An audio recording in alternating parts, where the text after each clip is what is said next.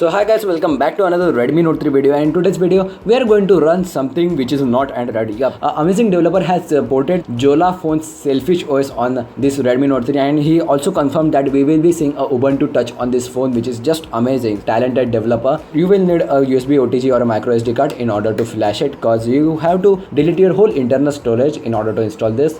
Let's just go to the top recovery first of all. This OS is the crappiest OS you will ever see, cause if you see the Firefox OS, Ubuntu Touch, they have something to it. There are too many useless features in this ROM, and you will see in a second. Let's just go to the wipe, advanced wipe, Dalvik cache, system data, cache cust. You don't need to wipe internal storage or micro SD card for the first one. Let's just wipe, go back, install your USB OTG, cause I have both of the ROMs. Go to the mount USB OTG system and everything. Go to the install. First of all, install anything like Lineage OS or CM13. I will suggest you to install the latest version of the Lineage OS. As you can see, confirm to flash. Don't just attach the zip, flash the Lineage OS independently. So Lineage OS has been completely installed. Let's just swipe to unlock. Don't reboot the system. Go back, go to the wipe and format data. Do not go to the advanced wipe and wipe the data. That wouldn't work. You have to wipe your system completely in order to remove all the Lineage OS files and only keep the kernel. Of course, this is not Android, but this is a Linux, and Marshmallow Linux kernel is used in order to run this OS. So go to the format data, type in yes. Go back, go to the reboot your recovery, and as you can see, where your language will be again set to the Chinese. Go over here, select English, select, there you go, you're back again. Go to the mount, again mount everything. USB OTG is already mounted, good. Go back over here, as you can see, USB OTG, and now install the Sailfish OS. Let it install. Now this installation will take a while, because this is not a normal Android installation. Well, that wasn't very long. Let's just unplug our OTG, go back and just now reboot the system. Now this OS doesn't have any kind of boot animation or anything, because only Androids have boot animation. Because literally if you see iPhone and anything, they just have Apple. So it will just flash MI over here and white light, which is never seen by me.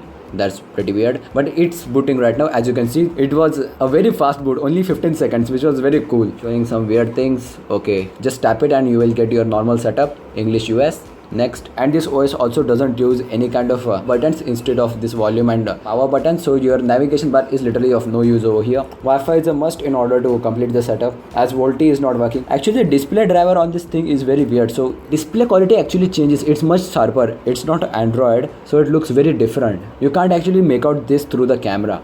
As you can see, my account has been successfully added. Next, select your apps. It just skips everything. Wow. Learn basic, start. And it's a whole shit fest. Now it will teach you how to use the Jolla OS slowly. It's not even fast. Here is the lock screen. Okay, here is, I guess, the normal task manager. You don't even get a normal home screen, and you complain about iPhones not having a home screen.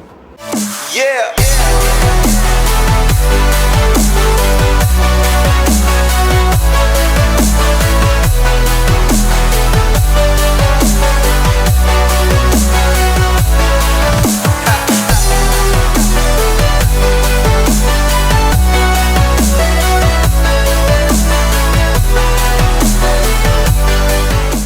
Answering phone is very cool. You can just drag it down in order to answer and just pull it down to ignore.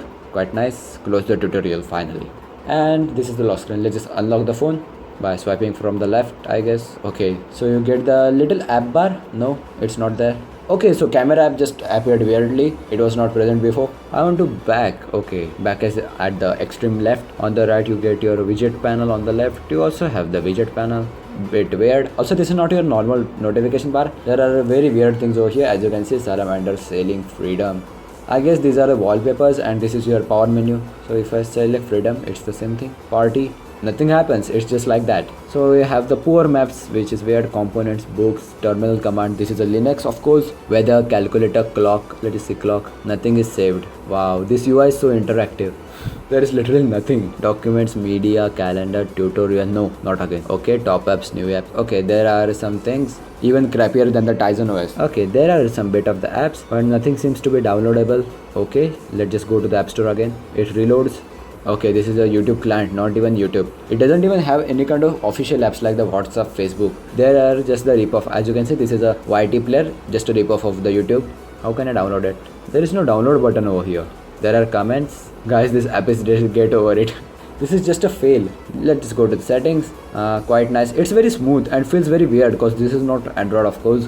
You get the apps, accounts. Let's just go to the about product. Let's just go back about the product, and that is just a shit ton of information. As you can see, Sailfish OS 2.0, Redmi Note 3. Let's go back to the settings. Like literally it explains the name Sailfish. They only wanted the money through the phone. This OS is just a shit. As you can see in display, you get the normal brightness, orientation, dynamic, portrait, landscape, dynamic. Wow, such a awesome name. It's not auto rotate, it's dynamic. You get the gestures, ambiences. Okay, this is this OS is just so weird. It's no adjustment. I've never seen a Jola phone, but I guess this is like a LED controller if it has like a body LED or something sort of like that. But it's just weird, and this video is going to be very long, I know. And that's pretty much it, guys. Thanks for watching. This was a very long review of a Sailfish OS on Redmi Note 3. Hope you guys enjoyed, and I guess we will hopefully see Ubuntu Touch soon. So subscribe down there for that, and peace.